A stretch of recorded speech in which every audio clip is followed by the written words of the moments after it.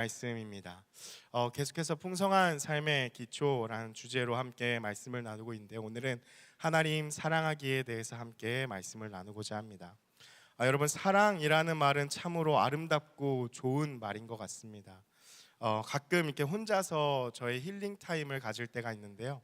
뭐 별거 아닙니다. 그냥 사람이 많이 지나다니는 카페에 가서 책도 읽고 맛있는 커피도 마시고, 무엇보다 지나가는 사람들을 많이 봅니다. 여러 가지를 이렇게 장면을 많이 보게 되는데, 특별히 지나가는 사람들을 보면서 마음이 따뜻해지게 되는 장면을 많이 목격하게 됩니다.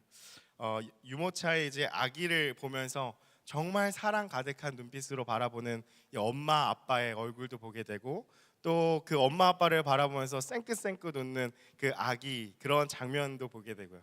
또 이렇게 지나가는 사람들 중에는 사랑하는 연인들이 이렇게 깔깔대고 웃으면서 서로 막 행복해하는 모습도 보게 되고, 또 기억에 남는 모습들은 한 노 부부가 이제 길을 가는데 말은 하지 않습니다. 그런데 손을 꽉 잡고서 같이 걸어가는 모습도 보게 되고, 또 무엇보다 인상적이었던 거 한 장면이, 한 중년의 아저씨가 이렇게 지나가다가 길가에 핀 꽃을 보면서 너무 감탄을 하면서 계속 이렇게 바라보고 사진을 찍고 꺾지 않고, 그러고서 사진 찍은 것을 바라보면서 가는 장면들, 이러한 것들을 보게 됩니다. 공통적인 특징은 무엇인가, 누군가를 이제 사랑하는 모습이라는 것이죠. 생각해 보면은 이 사랑만큼 세상을 따뜻하게 하는 것은 없다라는 것입니다. 이러한 사랑에는 중요한 특징이 있는데요. 사랑의 특징은 무엇이냐? 사랑하는 대상에게 몰입한다라는 것입니다. 사랑하는 대상에게 눈을 맞춥니다. 사랑하는 대상에게 귀를 기울입니다. 사랑하는 사람에게 몸이 기울게 되죠. 대화를 하면서 얼굴을 바라보고 눈을 마주치고, 또 상대방의 말에 귀를 기울입니다. 함께하는 시간들을 보내면서 상대방이 어떤 사람인지를 알아가게 되는 것, 경험하게 되는 것이 바로 이 사랑의 특징이라는 것이죠. 따라서 사랑을 하는 마음은요, 숨길 수가 없습니다. 그래서 그러한 말이 있죠. 사랑은 재채기와 같다. 그래서 숨길 수가 없다라는 것이죠. 사랑의 특징이기 때문입니다. 여러분, 그렇다면 하나님을 사랑한다라는 것은 무엇일까요? 어떨까요? 우리 21절의 말씀을 다시 한번 읽어보기 원합니다. 21절 함께 읽겠습니다. 시작. 나의 계명을 지키는 자라야 나를 사랑하는 자니, 나를 사랑하는 자는 내 아버지께 사랑을 받을 것이요, 나도 그를 사랑하여 그에게 나를 나타내리라. 아멘. 나의 계명을 지키는 자라야 나를 사랑하는 자니 라고 말씀합니다. 원문에 가깝게 좀 번역을 하면요, 나의 계명들을 가지고 그것들을 계속해서 지키는 바로 그 사람이 예수님을 사랑하는 자다라고 말씀하고 계신 것이죠. 또한 나를 사랑하는 자는 내 아버지께 사랑을 받을 것이다 라고 예수님께서 말씀하십니다. 그래서 하나님을 사랑한다라는 것은 그의 보내신 자 예수를 사랑하는 것이고, 또한 예수님을 사랑하는 것은 앞에 나눈 것과 같이 예수님께 눈을 맞추고 귀를 기울이고 몸을 기울이는 것, 그것이 예수님을 사랑하는 것입니다. 그렇기 때문에 그분이 말씀하신 그 계명, 율법을 계속해서 지키는 것이죠. 그래서 계명은 무엇이냐?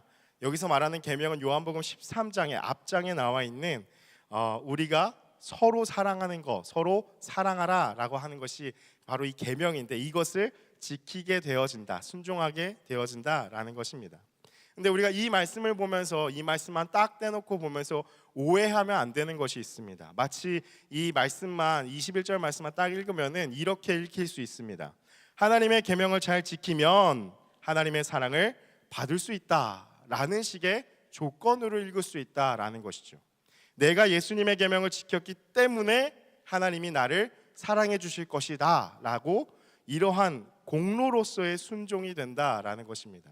그러나 그렇지 않습니다. 우리가 예수님이 하신 말씀을 잘 봐야 하는데요, 요한복음 13장 34절의 말씀을 우리 자막을 통해서 함께 보겠습니다. 시작. 새 계명을 너희에게 주노니 서로 사랑하라. 내가 너희를 사랑한 것 같이 너희도 서로 사랑하라. 새 계명을 너희에게 주는데 서로 사랑하는 건 맞습니다. 그런데 뭐가 먼저 되죠? 내가 너희를 사랑한 것 같이 너희도 서로 사랑하라 라는 것이죠. 또한 요한일서 4장 19절에는 이렇게 말씀을 하고 있습니다. 요한일서 4장 19절의 말씀, 같이 읽겠습니다. 시작. 우리가 사랑함은 그가 먼저 우리를 사랑하셨습니다. 우리가 서로 사랑할 수 있는 이유는 무엇이냐? 하나님께서 우리를 먼저 사랑해 주셨기 때문에 우리는 그 사랑을 받았을 때에 그 사랑으로 서로 사랑할 수 있게 된다라는 것입니다. 따라서 하나님의 사랑을 경험한 자가 그 말씀에 순종을 하게 되는 것이죠. 그래서 하나님이 우리에게 요구하시는 순종은 무엇이냐면 바로 하나님의 사랑을 얻어내기 위한 것이 아니라 하나님께서 우리에게 요구하시는 순종은 하나님의 사랑을 경험한 자의 반응인 것입니다. 하나님의 사랑을 경험했니? 나의 사랑을 경험했니? 그렇다면 너는 내 말을 들으라 라는 것이죠. 그것이 하나님의 사랑에 대한 반응으로서의 순종입니다. 여러분, 그렇다면 우리는 질문이 들죠. 하나님이 보이지 않는데 어떻게 보이지 않는 하나님의 사랑을 경험할 수 있겠습니까? 라는 생각이 듭니다. 여러분, 어디서 경험할 수 있느냐? 답은 간단합니다. 바로 예배입니다. 예배 안에서 우리는 기도를 통하여서 하나님과 대화를 나누고 성경을 통하여서 하나님이 어떤 분이신지를 깨닫고 알아가게 됩니다. 그 안에서 은혜를 경험하게 되죠. 그래서 그 안에서 하나님이 나를 사랑하시는구나 라는 것을 깨닫게 되어진다라는 것입니다. 우리를 향하신 하나님의 사랑이 그 21절 하반부에 이렇게 드러나는데요. 21절 말씀 보면은 나도 그를 사랑하여 그에게 나를 나타내리라 라고 말씀을 하십니다. 여기서 나타내다 라는 것은 알게 하다 라는 말입니다. 예수님을 경험하게 하시는 그분이 어떤 분이신지를, 그분이 하신 일들이 무엇인지를 깨닫게 되는 것입니다. 예배를 통해서 그렇게 된다라는 것이죠. 또한 23절에도 나타나는데 우리 23절의 말씀도 다시 한번 읽겠습니다. 시작. 예수께서 대답하여 이르시되 사람이 나를 사랑하면 내 말을 지키리니 내 아버지께서 그를 사랑하실 것이요 우리가 그에게 가서 거처를 그와 함께 하리라. 아멘. 우리가 그에게 가서 거처를 그와 함께 하리라 라고 말씀하시죠. 삼위일체 하나님께서 우리 안에 거처를 삼으시고 우리 안에 거하신다라는 의미입니다. 다시 말하면 곧 성령의 임재를 드러내는 것입니다. 요한일서에서는요, 이러한 하나님의 임재하심을 겪고 하나님의 사랑을 경험한 자의 반응이 나타납니다. 요한일서 3장 1절의 말씀인데요, 우리 자막을 통해서 같이 함께 읽겠습니다. 시작. 보라, 아버지께서 어떠한 사랑을 우리에게 베푸사 하나님의 자녀라 일컬음을 받게 하셨는가. 우리가 그러하도다. 그러므로 세상이 우리를 알지 못함은 그를 알지 못함이라. 아멘. 예배는 우리를 향하신 하나님의 크신 사랑을 경험하는 현장, 그리고 그 사랑에 반응하는 것이죠. 그래서 요한일서에서도 그 사랑을 예배 가운데 경험하니까 보라라는 감탄사로 시작이 되어진다라는 것입니다. 우리를 자녀 삼아 주신 그 주님의 부르심에 응답하는 것, 반응하는 것이 바로 예배라는 것입니다. 여러분, 그 반응이 무엇이냐면은 단순히 예수님 참 좋다 하는 이러한 감정적인 반응뿐만이 아니라 예수님이 말씀하신 계명을 계속해서 지키는 순종함이 우리 안에 일어날 수밖에 없다라는 것입니다. 다시 말하면 내 삶의 모든 최우선순위가 하나님의 말씀이 되어지는 그 순종함이 일어나는 것, 그것이 진짜 하나님과의 사랑의 관계 안에 있는 자의 모습이라는 것이죠. 여러분, 왜 그렇습니까? 사랑하면, 서로 사랑하게 되면, 서로 사랑하는 사이라면 사랑하는 자의 말에 귀를 기울이기 때문입니다. 사랑하는 자의 원하는 것이 무엇인지를 들어주고 싶기 때문입니다. 그래서 하나님을 사랑한다면 하나님이 말씀하신 이 계명을 듣고 싶은 마음, 순종하고 싶은 마음이 일어난다라는 것이죠. 여러분, 초대교회 성도들은요, 하나님과 사랑에 빠진 자들이었습니다.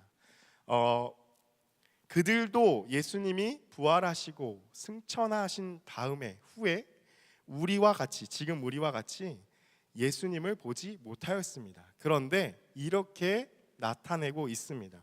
베드로전서 1장 8절의 말씀인데요, 우리 같이 함께 읽어보겠습니다. 시작. 예수를 너희가 보지 못하였으나 사랑하는도다. 믿고 말할 수 없는 영광스러운 즐거움으로 기뻐하니. 초대교회 성도들의 모습이 말할 수 없는 영광스러운 즐거움으로 기뻐한다라는 것입니다. 그런데 앞에 보니까 예수를 보지 못하였으나 너희가 사랑한도다라고 이야기를 하고 있죠. 지금 우리와 다를 바가 없다라는 것입니다.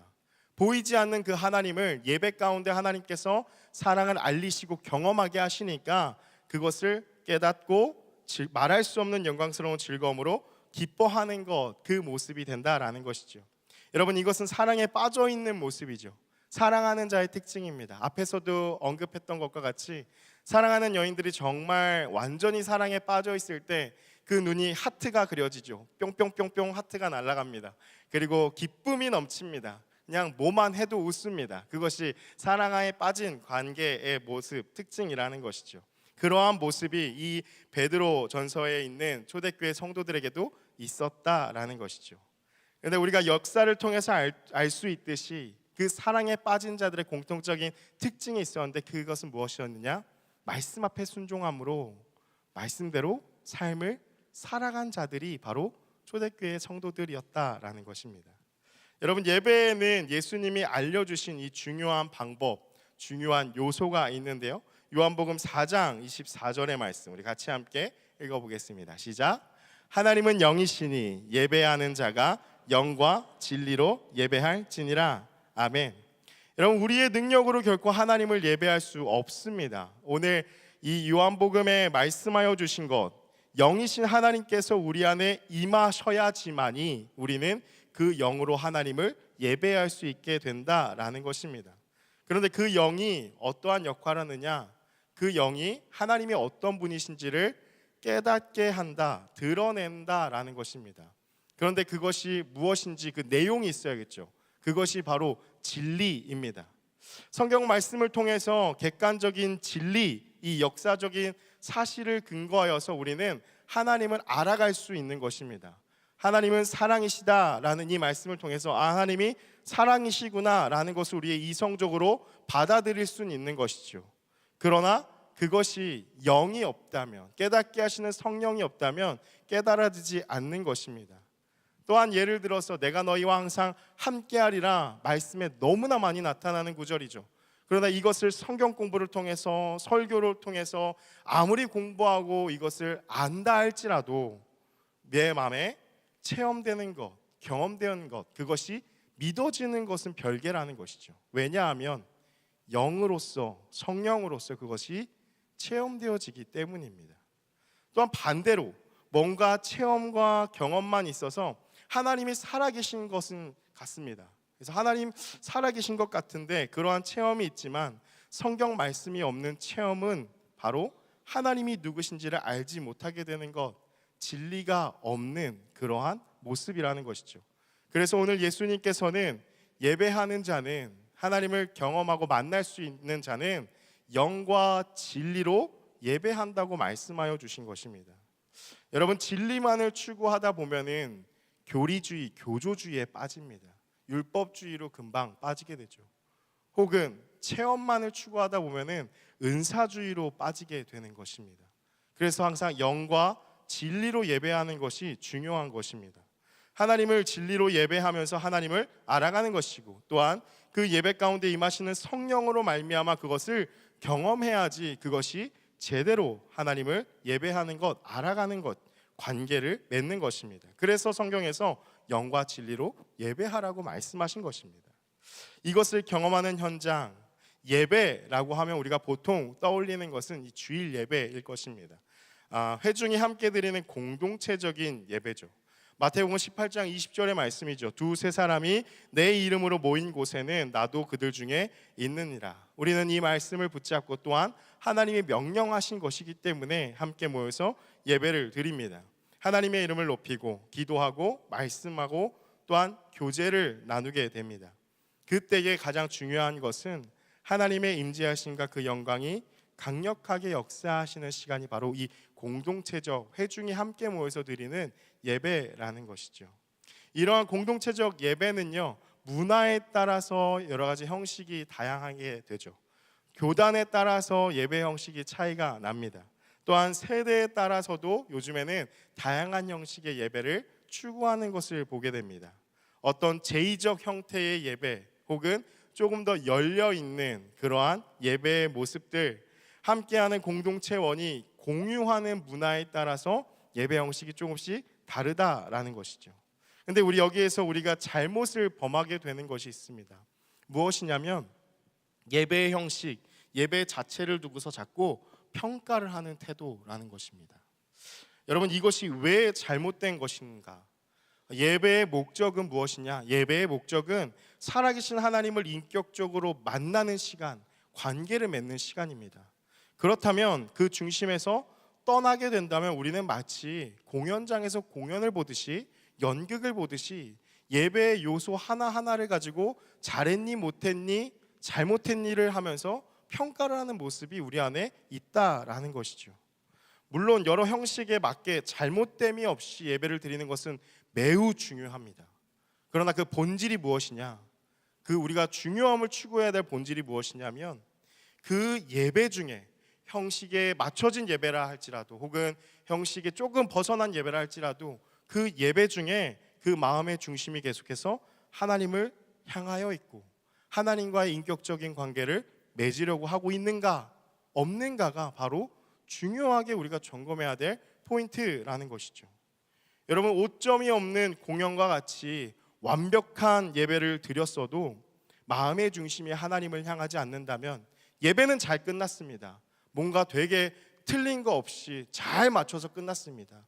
그러나 마음의 중심이 하나님을 향하지 않는다면 그 예배 후에는 공허함이 우리 안에 끊임없이 밀려오는 것을 경험하게 된다라는 것입니다. 왜냐하면 예배의 중요한 태도, 그 안에서의 마음가짐은 바로 하나님을 향하여서 우리의 마음의 중심이 드려지고 있는가 아닌가이기 때문입니다. 우리의 마음이 향하는 것은 이 공동체적인 예배뿐만이 아니라 우리 개인의 삶에서 맺는 하나님과의 관계, 우리의 삶의 예배도 중요하다라는 것이죠. 여러분, 우리가 신앙생활을 한다라는 것은요, 교회 생활을 한다라는 말과 같은 말이 결코 아닙니다. 신앙생활이라는 것은 말씀이 살라고 하시는 대로 살아가는 것이 신앙생활이죠. 신앙을 갖고 믿음을 가지고 그것에 맞춰서 살아가는 것이죠. 교회에서 열심히 봉사하거나 무엇을 행하는 것이 결코 전부가 아니다라는 것입니다. 한 주간 우리의 삶이 거하는 모든 자리에서 그곳에서 하나님의 자녀임을 기억하는 것, 그리고 하나님이 늘 항상 나와 함께 하신다라는 것을 기억하면서 하나님의 영광을 위해 행하는 모든 말과 행동, 나의 삶이 곧 하나님께 드리는 예배가 된다라는 것입니다. 예를 들어 그런 것과 같습니다. 여러분, 우리가 집 안에서 설거지를 할 때도 그 마음의 중심이 하나님을 향해 있다면 그것은 예배하는 것이죠. 회사에서, 직장에서, 또한 여러 가지 일을 하면서도 그 마음의 중심이 흐트러지지 않으며 무슨 일을 하든지 다 죽게 하듯 하라는 말씀을 기억하면서 전심전력으로 그 일들을 해나면서 그 안에 함께 하시는 그 하나님을 경험하는 곳, 그곳이 곧 예배의 장소고 예배의 시간, 삶의 예배라는 것입니다. 우리의 믿음의 선배들도 이렇게 하나님을 예배하는 자들이었음을 우리는 알고 있습니다. 예수원의 대천덕 신부님이 유명한 이러한 말씀을 하셨었죠. 기도는 노동이요, 노동은 기도다. 결코 분리할 수 없는 것이 바로 이 신앙생활, 교회 생활이 아니라 나의 삶 속에서 정말 하나님을 예배하고 있는가, 교회를 벗어난 그 장소에서도 나의 말과 행동이 하나님을 드러내고 있는가, 그것이 가장 중요한 이 삶의 예배라는 것입니다. 마찬가지로 우리가 기억해야 하는 것은 예배가 따로 있는 것이 아니라 그렇게 삶의 자리에서 하나님과의 관계를 맺는 것, 하나님을 기뻐하는 것이 곧 예배라는 것입니다. 그래서 여러분, 한번 따라서 함께 고백하기 원합니다. 이렇게 한번 고백할게요. 삶은 예배입니다. 예배는 삶입니다. 우리 다시 한번 고백하겠습니다. 삶은 예배입니다. 예배는 삶입니다. 예배와 삶은 결코 떨어질 수 없다라는 것입니다. 이렇게 하나님을 예배하는 것이 중요한데 예배하지 못할 때가 참 많다라는 것이죠. 대표적으로 예배를 하지 못하게 되는 이유가 무엇일까? 두 가지를 함께 보려고 하는데요. 마태복음 6장 24절의 말씀입니다. 우리 같이 함께 읽어보겠습니다. 시작. 한 사람이 두 주인을 섬기지 못할 것이니 혹 이를 미워하고 저를 사랑하거나 혹 이를 중히 여기고 저를 경히 여김이라. 너희가 하나님과 재물을 겸하여 섬기지 못하느니라. 아멘. 여러분, 우리가 예배하지 못하게 방해하는 것이 무엇이냐? 돈입니다. 예수님께서 유일하게 자신과 비교를 하신 것이 바로 하나님과 재물을 겸하여 섬기지 못한다라고 우리에게 말씀하여 주시는 것이죠. 오늘날 참으로 안타까운 모습이 있는데요. 하나님과 한 번이라도 사랑에 빠졌던 자들은요, 예배를 빠지게 될 때에 그 마음의 중심에 태도가 다릅니다. 예배를 어쩔 수 없는 이유로 빠지게 된다면 뭔가 미안한 마음이 많습니다. 함께 예배를 드리는 공동체 원들에게도 미안한 마음이 있지만 무엇보다 하나님 앞에 예배를 드리지 못했다라는 그 마음의 미안함, 민망한 마음이 하나님 앞에 일어나게 된다라는 것이죠. 여러분, 그런데 간혹 예배를 빠져도 된다는 당당한 이유를 내세우는 분들을 보게 되는데요. 그 이유는 무엇이냐? 어쩌다 한 번이 아니라 늘 이렇게 얘기를 하는 것이죠. 그 이유는 생업, 회사, 사업, 어떤 비즈니스로 인해서 예배를 빠지게 될 때의 모습입니다. 여러분, 비즈니스로 인해서 이런 예배를 빠지게 되는 것을 전혀 미안함이나 부끄러움 없이 오히려 정말 당당하게 이야기를 하는 것을 보게 될 때입니다. 여러분, 이 모습을 이 성경의 말씀으로 우리가 비추어 본다면 어떤 모습인가? 당당하게 나의 주인이 돈이라고 고백하는 모습입니다. 스스로 그렇게 선포하는 것이죠. 근데 그러면서 한 발 더 나아가 이렇게 이야기를 하고 질문을 던지는 분들을 보게 됩니다. 그렇게 열심히 돈을 벌어서 헌금을 좀 많이 하면 되는 거 아니냐? 그럼 하나님께서 기뻐하시는 것 아니냐라는 이야기를 하게 되죠. 여러분, 이 모습은요, 어떤 모습이죠? 돈을 예배하고 있는 모습입니다. 참으로 안타까운 모습인 것이죠. 여러분, 우리가 분명히 알아야 할 것이 있다면 하나님은요, 결코 우리의 돈을 필요로 하시는 분이 아니라는 것입니다. 하나님이 우리의 돈이 필요해서 우리에게 열심히 벌어서 헌금을 내라 라고 말씀하시지 않습니다. 그리스도인에게 헌금은 내가 조금 번 돈을 하나님과 사람들 앞에서 생색내고자 자랑하기 위함이 아니다라는 것이죠. 헌금의 목적은 나의 인생의 주인은 돈이 아니라 하나님이십니다라는 것을 고백하는 신앙의 고백이라는 것입니다. 여러분, 우리의 삶에 정말 빠져서는 안 되는 꼭 필요한 요소, 특별히 오늘날과 같이 모든 것이 다 돈으로 이루어지는 이 사회 안에서 우리는 돈이 없으면 살기가 어려워집니다. 그러나 우리가 헌금을 한다라는 것은 어떠한 의미냐?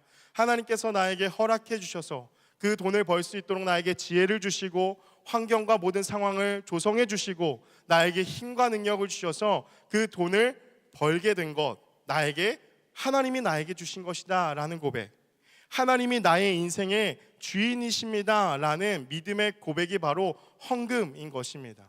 다시 말하면 그 헌금을 통해서 우리는 하나님, 제가 더 이상 이 세상에 돈 노예로 살지 않겠습니다 라는 믿음의 결단이 바로 이 헌금이라는 것이죠. 또한 예배하기 어려운 또 한 가지의 이유는 바로 하나님을 잘 모르기 때문이라는 것입니다.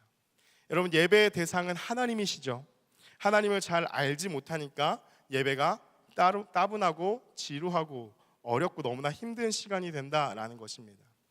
세상에 하나님을 대신할 수 있는 것이 너무나 많고 또 그것이 주는 자극에 너무나 익숙해져서 이 예배를 드릴 때에 하나님의 그 부르심에는 반응함이 전혀 없어지는 것이죠. 그래서 우리는 예배를 드리기가 참 힘들 때가 많다라는 것입니다. 여러분, 이 모습은요 마치 이와 같은데요. 한 번은 저희 교역자들이 같이 함께 식사를 하러 갔습니다.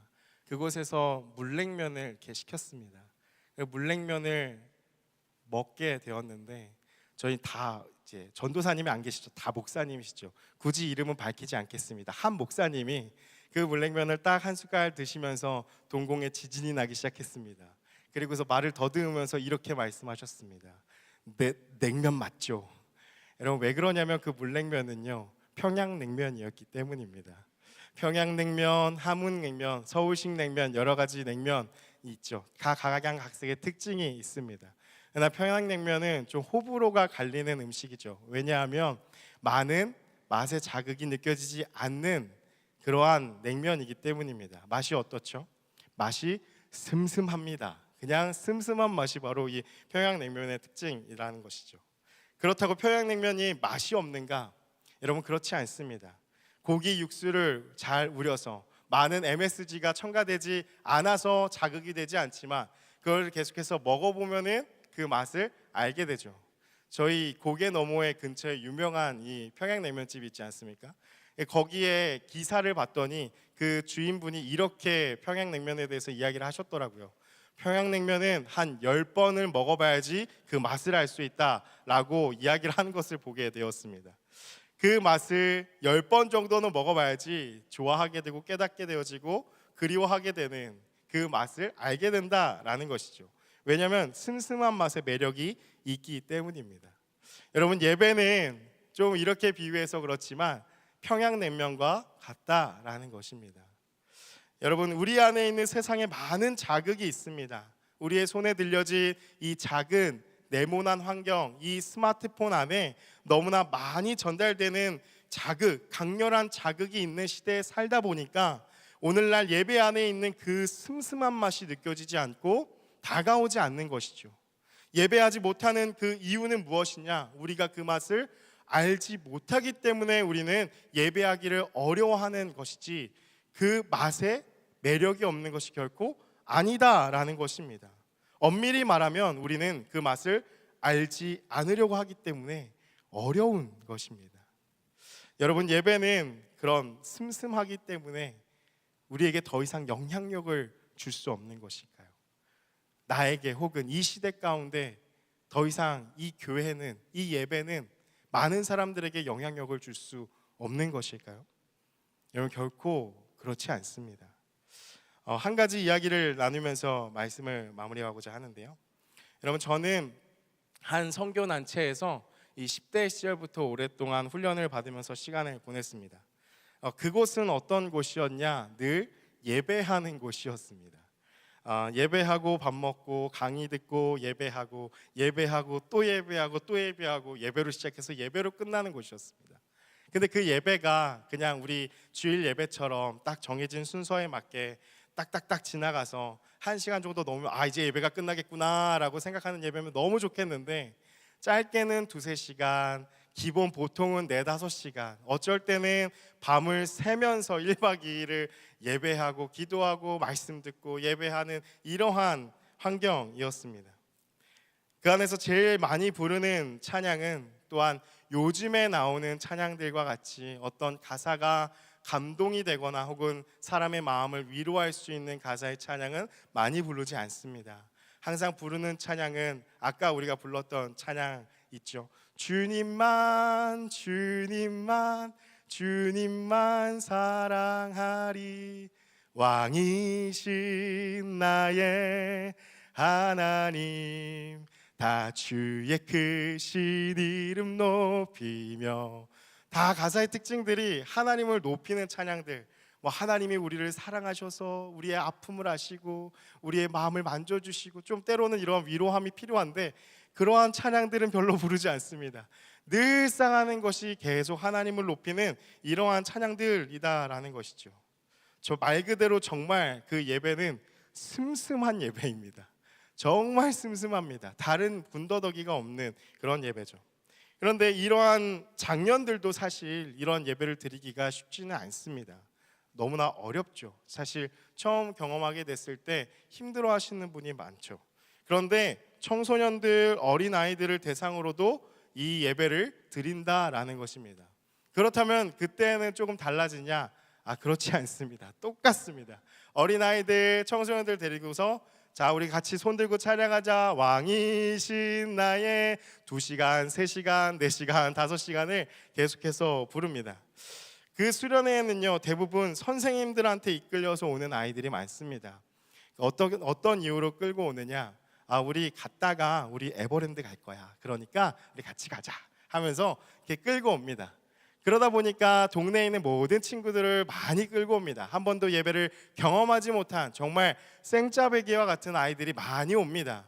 그러면서 선생님한테 계속 원망하면서 묻는 것이죠. 예배는 언제 끝납니까? 우리 에버랜드는 언제 가는 것입니까? 우리 수영장 간다고 했는데 언제 가는 것입니까? 그 아이들이 정말 계속해서 그 선생님을 닥달하고 난리를 치죠. 이곳에 와서 3박 4일을 그렇게 의미도 모르고 가사도 와닿지 않고 한 번도 경험해보진 그 예배를 드리면서 그렇게 보내는 것이 얼마나 그들에게 지루하고 힘들겠습니까? 이목을 집중시키는 어떤 재미있는 프로그램이 있는 게 결코 아닙니다. 여름 수련회, 여름 성경학교의 꽃은 뭐니 해도 오후에 즐기는 물놀이라 할 수 있는데 절대 없습니다. 그냥 강의 듣고 예배하고 계속 예배하고 끊임없이 예배하는 것이 바로 그 예배의 특징이었다라는 것이죠. 첫째 날, 둘째 날까지 예배 현장이 말이 아닙니다. 그렇다고 그 예배를 드리지 못한 친구들을 배려해서 다른 곳으로 빼냐? 그렇지 않습니다. 뒤에서 문을 지키고 있고 나오는 아이들 다 통제합니다. 들어가, 다시 예배 드려. 계속 이렇게 하고 열심히 숙소로 산으로 도망다니는 아이들 다 찾으러 다닙니다. 다 끌고 와서 예배 드려라. 담배 피는 애들 일로 와, 엎드려 뻗쳐 예배하자. 그러면서 이제 예배하는 것이 그곳의 이제 강력한 예배의 특징이라는 것이죠. 여러분, 그렇게 예배를 드리는데요, 몸을 베베 꼬고 예배 후에 보면요 정말 그 현장이 난리가 아닙니다. 신발을 벗고 예배를 드릴 수 있게 해서 단열재를 장판을 이렇게 깔아놓는데 장판을 죄다 뜯어놓습니다. 왜냐하면 너무 지루하기 때문이죠. 제발 끝내줘 이러면서 그들의 절규의 흔적이 그곳에 다 나타나 있습니다. 그런데 놀라운 것은요, 셋째 날이 되어지면은 놀라운 장면을 보게 됩니다.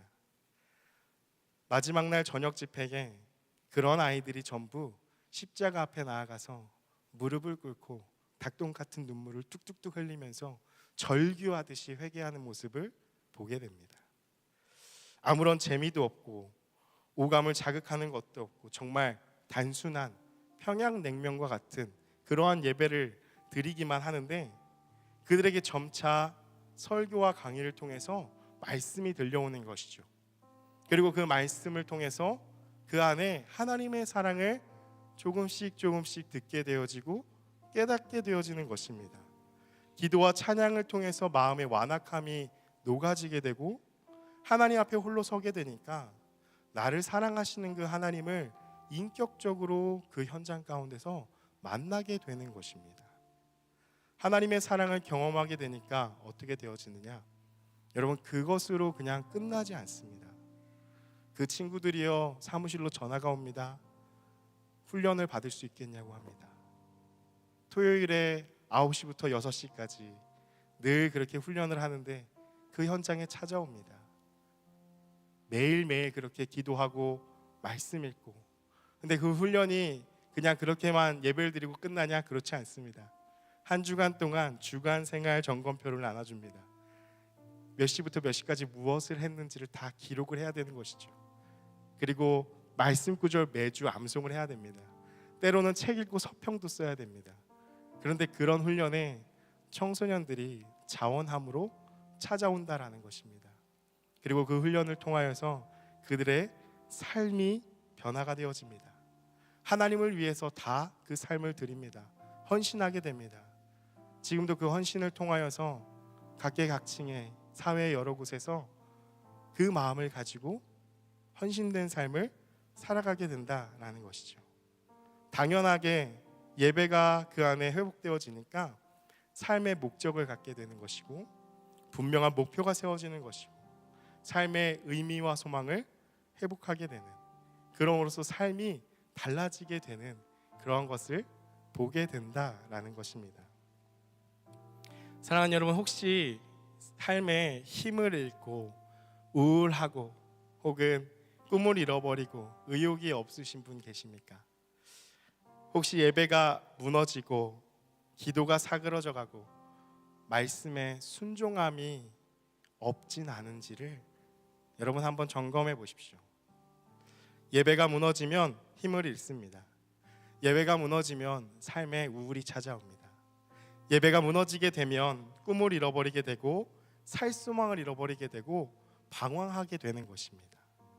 예배가 무너지면 모든 관계가 무너지고 나의 인생이 정체되어집니다. 꽉 막힙니다. 공허해지고 허무함이 가득하여지는 것이 바로 예배가 무너졌을 때 나타나는 현상들, 모습이라는 것입니다. 여러분, 우리는 예배할 때 살아날 수 있습니다. 예배하면 힘이 솟고요, 예배하고 나면 우울이 떠나가고 하나님의 꿈을 꾸게 되는 것입니다. 삶의 목적이 분명해집니다. 하나님을 위해서 어떻게 살아갈까 기대하는 마음으로 아침에 눈을 뜨게 되고 저녁에 눈을 감고 잘 때도 하나님 감사합니다 하는 마음에, 설레는 마음에, 어떠한 마음이죠? 내일 또 하나님께서 무슨 일을 행하실까 라는 그 기대감 가운데 잠을 청하게 되는 것이죠. 오늘도 내일도 하루하루의 삶이 하나님과 함께 동행하는 그 예배가 있기 때문에 우리 안에 흥분이 되고 기쁨이 넘치고, 때로는 내 삶에 좌절스럽고 힘든 상황이 온다 할지라도 그 하나님을 사랑하는 그 예배가 있기 때문에 다시 한번 일어날 수 있는, 그래서 행복한 하루하루를 보내게 된다라는 것입니다. 여러분, 바로 그것이 예배의 힘입니다. 예배는 사랑하는 하나님께 몰입하는 것이 바로 예배입니다. 하나님을 사랑하는 자는요, 예배를 사모합니다. 예배가 회복된다라는 것은 다시 말하면 하나님을 사랑함이 내 안에서 온전하게 회복된다라는 것입니다. 하나님을 사랑함이 회복하게 될 때에 우리의 삶은 비로소 온전해질 수 있게 된다라는 것입니다. 여러분, 하나님을 사랑하는 것, 하나님을 예배하는 것이 바로 우리의 이 땅에서 살아가는 우리의 존재의 이유이자 목적, 그리고 그것이 전부입니다. 우리 찬양의 고백을